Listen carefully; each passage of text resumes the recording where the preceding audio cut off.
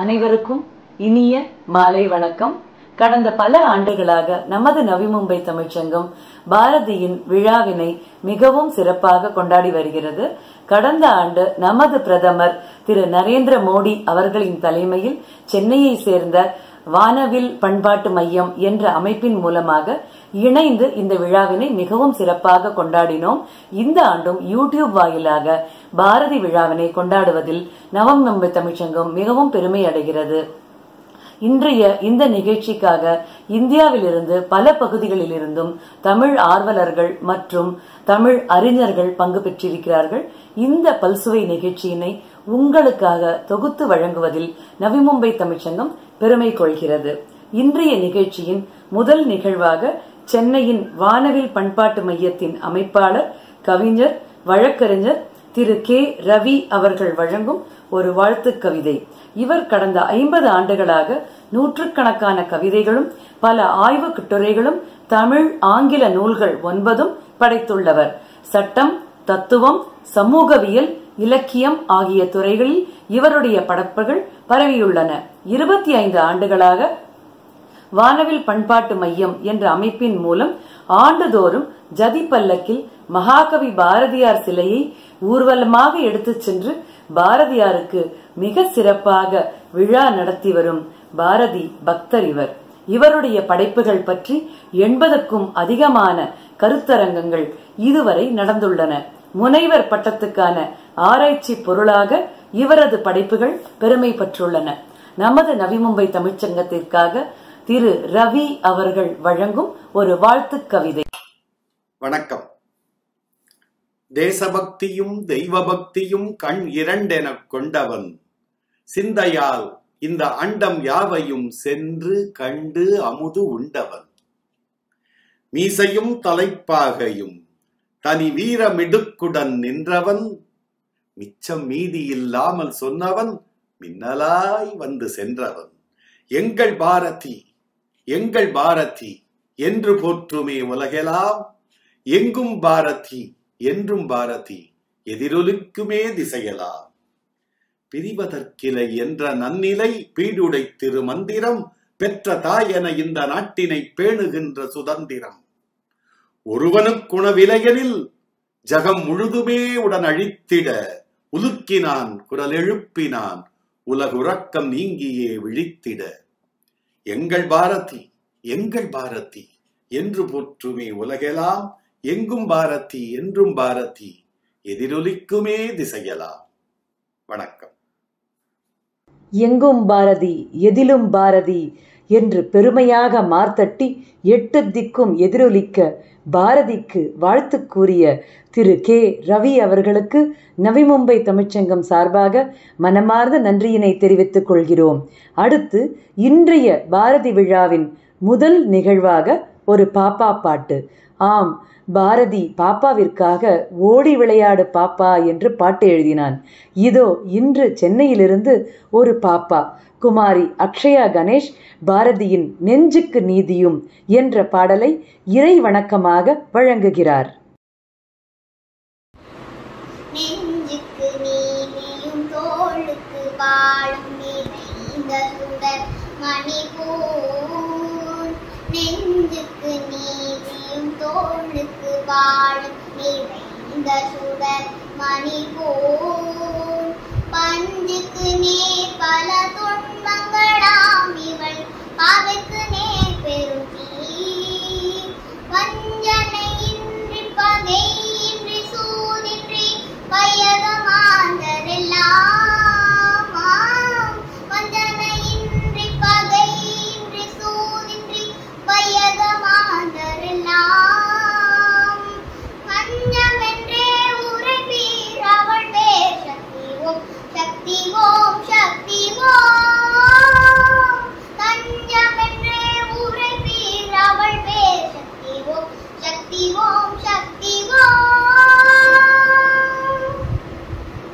நம்புவதே வழி என்ற மறைதனை நாம் என்று நம்பிவிட்டோம், நம்புவதே வழி என்ற மறைதனை நாம் என்று நம்பிவிட்டோம், கும்பி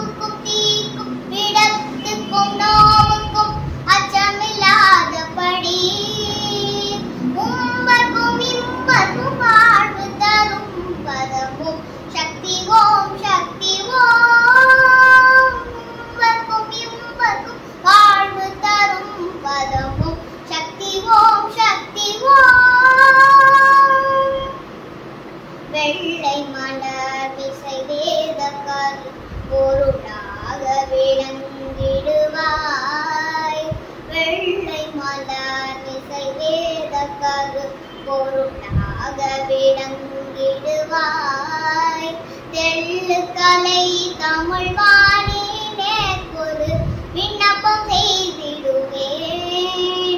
எள்ளத்தனை பொழுதும் பயனின்றி விடாதென்ற நாவினிலே, ஏள்ளத்தனை பொழுதும் பயனின்றி விடாதென்ற நாவினிலே, வெள்ளமென பொழிவாய் சக்திவேல் சக்திவேல் சக்திவேல், வெள்ளமென பொழிவாய் சக்திவேல் சக்திவேல் சக்திவேல். பாரதியின் அற்புதமான நெஞ்சுக்கு நீதியும் என்ற பாடலை அக்ஷரம் பிசகாமல் பாடிய பாப்பா அக்ஷயா கணேஷ் அவர்களின் ஞாபக சக்தியை பாராட்டி நவி மும்பை தமிழ்ச்சங்கத்தின் சார்பாக மனமார்ந்த நன்றியினையும் தெரிவித்துக் கொள்கிறோம்.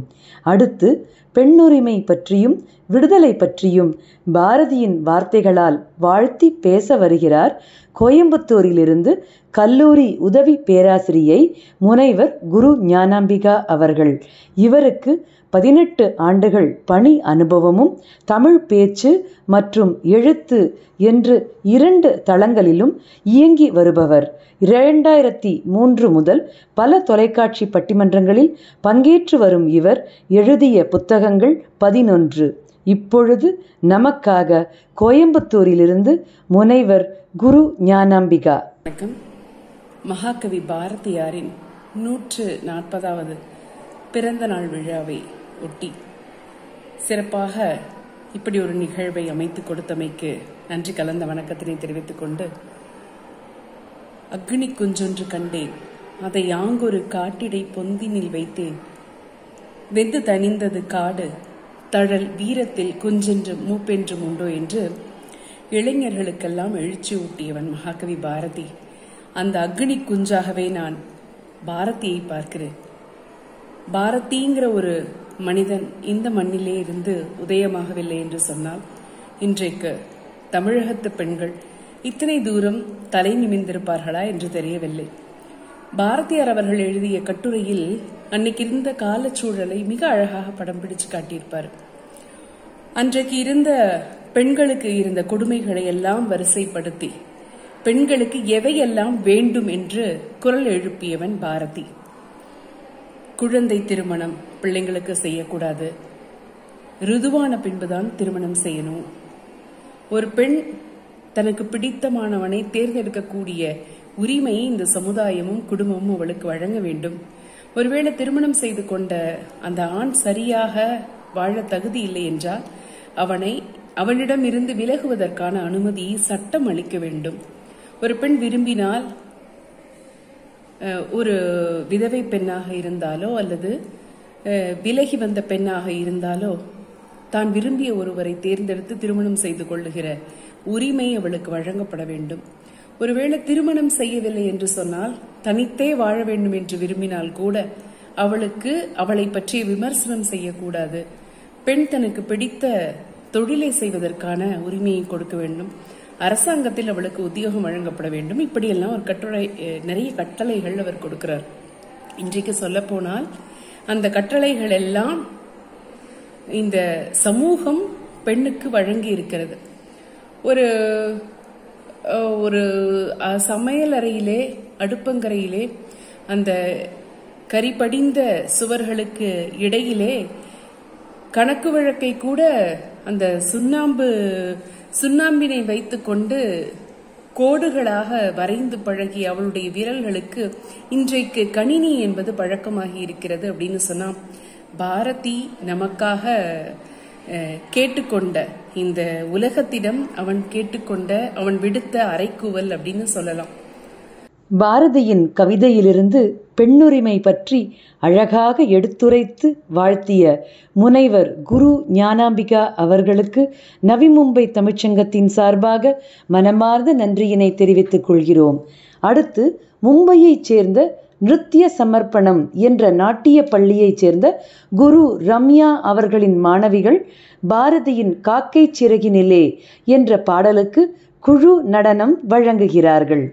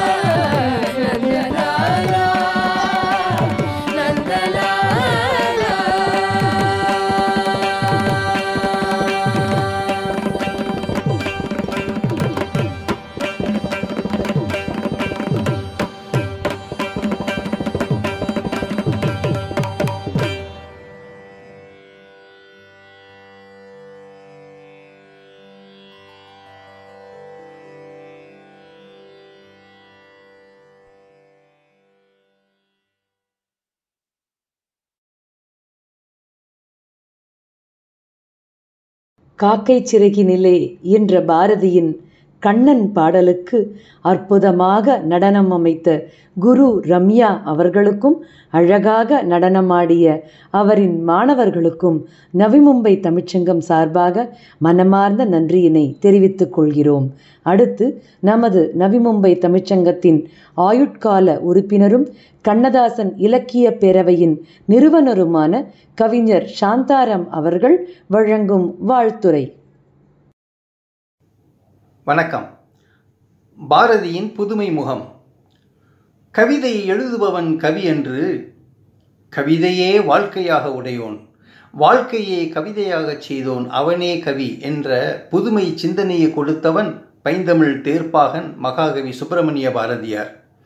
இலக்கண சட்டங்களை தகர்த்தெறிந்து புது கவிதை என புகழப்படும் பாமரனும் கேட்டு உணரும் வசன கவிதைகளை நவீனமாகவும் புதுமையாகவும் தமிழுக்கு தந்தவன் பாரதி. அதற்கு ஒரு எடுத்துக்காட்டு அவருடைய பாப்பா பாட்டு. பாதகம் செய்பவரை கண்டாலே மோதி மிதித்து விடு பாப்பா, அவர் முகத்தில் உமிழ்ந்து விடு பாப்பா என்று குழந்தைகளுக்கு வீரம் கலர்ந்த புதுமையான உணர்ச்சியை கொடுத்தவன் பாரதியார். பாரதியின் புதுமை முகம் என்றதுமே நம் நினைவிற்கு முதலில் வருவது அவரின் புதுமை பெண் வேட்கைதான். பட்டங்கள் ஆள்வதும் சட்டங்கள் செய்வதும் பாரில் பெண்கள் நடத்த வந்தோம், தாய்க்கு மேல் இங்கு ஓர் தெய்வம் உண்டோ, தாய் பெண்ணே அல்லவோ என்று பெண்மையை புதுமையாக வெகுவாக உயர்த்தியவன் பாரதி. பெண்மையை போற்றாத நாடு ஏற்றம் பெறுவதில்லை என்றும் பெண்ணுக்கு அறிவை வைத்தவன் புவி பேணி வளர்த்திடும் ஈசன். மண்ணுக்குள்ளே சிலர் மூடர் நல்ல மாதர் அறிவை கெடுத்தனர் என்று சமுதாயத்தின் மீது கோபம் கொள்பவன் பாரதியார். வங்கத்தில் ஓடி வரும் நீரின் மிகையால் மையத்து நாடுகளில் பயிர் செய்குவோம் என்று நதி நீர் இணைப்பு திட்டத்தை விடுதலைக்கு முன்பே புதுமையான கனவாக கண்டவன் பாரதியார். புவி எங்கும் புதுமை கவிதை பரப்பச் செய்தவனே, புவியெங்கும் புதுமை கவிதை பரவச் செய்தவனே, இப்புவியில் என் தாய் தமிழ் உள்ளவரை நிலைத்து நிற்கும் உன் வான்புகழ். இப்புவியில் என் தாய் தமிழ் உள்ளவரை நிலைத்து நிற்கும் உன் வான்புகழ். நன்றி, வணக்கம். சாந்தாராம், மும்பை. பாரதியின் ஆழமான கருத்துக்களை அவருக்கே உரிய பாணியில் எடுத்துக்காட்டி அற்புதமாக வாழ்த்து கூறிய திரு சாந்தாராம் அவர்களுக்கு மனமார்ந்த நன்றியினை தெரிவித்துக் கொள்கிறோம். அடுத்து இன்றைய பாரதி விழாவின் நிறைவாக வாழ்த்துரை கூற வருகிறார் மும்பையிலிருந்து கவிஞர் செந்தூர் நாகராஜன் அவர்கள். இவர் எழுத்தாளர், பேச்சாளர், பல தொலைக்காட்சிகளில் தன்னுடைய பேச்சு திறமையை வெளிப்படுத்தி இருக்கிறார். இப்பொழுது நமக்காக கவிஞர் செந்தூர் நாகராஜன் அவர்கள். பாரதி இந்த ஒற்றை சொல்லை கேட்ட பொழுதே சுருண்டு கிடந்த பாரத சமூகம் மீண்டும் சுடர்முகம் தூக்கி எழுந்தது. ஜமீன்தார்களின் அந்தப்புறங்களிலே சிருங்கார ரசம் பாடிக்கொண்டிருந்த தமிழ் மீண்டும் புறநானூற்று பாடலாக புறப்பட்டு வந்தது. காடு கமல வந்த கற்பூரச் சொற்கோ, நீடுதுயில் நீக்க பாடி வந்த நிலா என்று பாவேந்தர் பாரதிதாசன் அவர்களாலும், 1000 ஆண்டில் அதிசயமாக ஒருமுறை பிறக்கும் அதிசயப் பிறவி என்று கவியரசு கண்ணதாசனாலும் பாடப்பட்ட மகாகவி பாரதியை பற்றி ஒரு சில வார்த்தைகளை, கருத்துக்களை உங்களோடு பகிர்ந்து கொள்ள விரும்புகின்றேன். மகாகவி பாரதி இந்த மண்ணிலே அவதரித்த அந்த காலகட்டம் எப்படி இருந்தது என்பதை நாம் சிந்தித்து பார்க்க வேண்டும். இந்த பாரத நாடு ஆங்கிலேய ஏகாதிபத்தியம் என்ற அடிமைத் தலையிலே அடைபட்டு கிடந்தது, அடங்கி கிடந்தது. நம்முடைய தமிழ் சங்க இலக்கியங்கள், கம்பராமாயணம், பெரிய புராணம், திருவிளையாடற் புராணம் என்ற மிகப்பெரிய இலக்கிய நூல்களையெல்லாம் தந்திருந்த நம்முடைய தமிழ் சிற்றரசர்களின் அந்தப்புறங்களிலே சிருங்கார ரசம் பாடும் சிற்றிலக்கியங்களாக சுருங்கி கிடந்த காலம் மகாகவி பாரதி பிறந்த காலம். பாரதி கவிதை எழுத ஆரம்பித்த பிறகுதான் அந்த சமூக இருட்டிலும் மொழி இருட்டிலும் இருந்து ஒரு வெளிச்சம் புறப்பட ஆரம்பித்தது என்று சொல்ல வேண்டும்.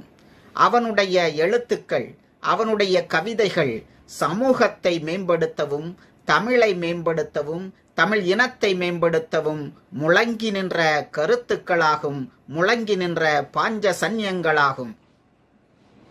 மகாகவி பாரதி தன்னுடைய கருத்துக்களிலே தேசியத்தை அதிகம் பாடினான், தெய்வீகத்தை பாடினான், தமிழை பாடினான், தமிழில் காதலை அள்ளி அள்ளி தெளித்தான். இந்த நாடு சாதி ஏற்றத்தாழ்வுகளால், மொழியால், இனத்தால் வேறுபட்டு நின்ற பொழுது 30 கோடி முகமுடையாள், உயிர் மொயம்புறம் ஒன்றுடையாள், இவள் செப்பு மொழி 18 சிந்தனை ஒன்றுடையாள் என்று 4 வரிகளில் இந்த ஒட்டுமொத்த பாரத நாட்டையே சேர்த்து கோர்த்து எடுத்த பெருமை மகாகவி பாரதியின் தமிழுக்கு மட்டும்தான் உண்டு என்று சொன்னால் அது மிகையாகாது. மகாகவி பாரதி காதலை எந்த அளவுக்கு தன்னுடைய கருத்து செறிவு மிகுந்த ஆழ்ந்த சொற்களால் அள்ளித்தளித்தான் என்பதை கண்ணன் பாட்டிலும் குயில் பாட்டிலும் நாம் காண முடியும். ஏற்ற நீர் பாட்டின் இசையினிலும், நெல் இடிக்கும் கொற்றொடியார் குக்கு கூவன கொஞ்சும் ஒலியினிலும், சுண்ணம் இடிப்பவர்தம் சுவை மிகுந்த பண்களிலும், பண்ணை மடவார் பழகுபல பாட்டினிலும், வட்டமிட்டு பெண்கள் வளைகரங்கள் தாமொலிக்க கொட்டி இசைத்திடுமோர் கூட்டமுத பாட்டினிலும் நெஞ்சை பறிகொடுத்தேன் பாவியேன் என்று சொல்லுவான் மகாகவி பாரதி. பாரதியின் இந்த வார்த்தைகள் அவன் இயற்கை அழகிலே நெஞ்சை பறிகொடுத்ததை சொல்கின்றன. ஆனால் பாரதியின் வரிகளில் நாம் மட்டுமல்ல, தமிழ் தன் நெஞ்சை பறிகொடுத்தது, இந்த தேசம் தன் நெஞ்சை பறிகொடுத்தது. பாரதியினுடைய எழுத்தாற்றலை, அவனுடைய எழுத்தின் வீச்சை, கவிதையின் வீச்சை கேட்டு நம்மை அடக்கி ஆண்ட ஆங்கில ஏகாதிபத்தியம் நெஞ்சை பதறி பதறி பதறி கிடந்தது என்று சொல்ல வேண்டும். பாரதி பாஞ்சாலி சபதத்தை எழுதியிருக்கிறான். அதில் பாரத மாதாவைத்தான் பாஞ்சாலியாக உருவகித்து பாடினான் என்று சொல்வார்கள். பாஞ்சாலியை சூதாட்டத்திலே தோற்றுவிட்டார்கள். துச்சாதன் சென்று அவளுடைய கூந்தலை பற்றி இழுத்து கொண்டு வருகிறான். அப்பொழுது அந்த வரிகளை பாரதி சொல்லி கொதிப்பான் பாருங்கள். பாண்டவர்தன் தேவியவள் பாதியுயிர் கொண்டு வர நீண்ட கருங்குழலை நீசன் கரம் பற்றி முன்னிழுத்துச் சென்றான். வழிநெடுக மொய்த்தவராய் என்ன கொடுமை இது என்று பார்த்திருந்தார்.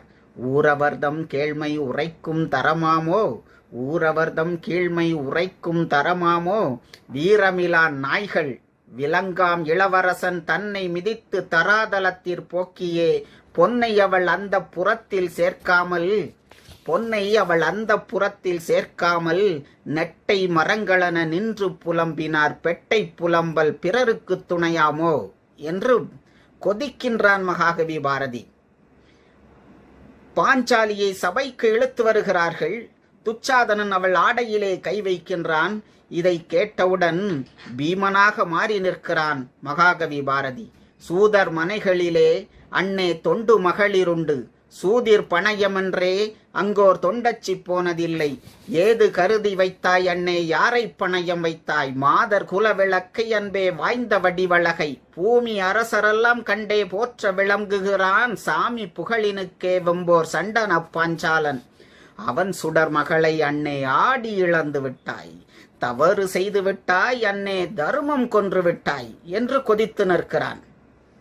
இப்படி தான் எடுத்துக்கொண்ட கருத்துக்கள், தான் ஏற்று பாடிய தெய்வீக பாடல்கள், தான் ஏற்று பேசிய தமிழ் உணர்வு மிக்க பாடல்கள் அத்தனையிலும் தமிழ், தேசம், தன் இனம், மொழி என அனைத்தையும் கொண்டு வந்து காட்டுகின்ற ஒரு மகாகவிதான், இந்த யுகத்தின் ஒரு மகாகவிதான் நம்முடைய பாரதி என்று சொல்லி இந்த இனிய வாய்ப்புக்கு நன்றி கூறி அமர்கின்றேன்.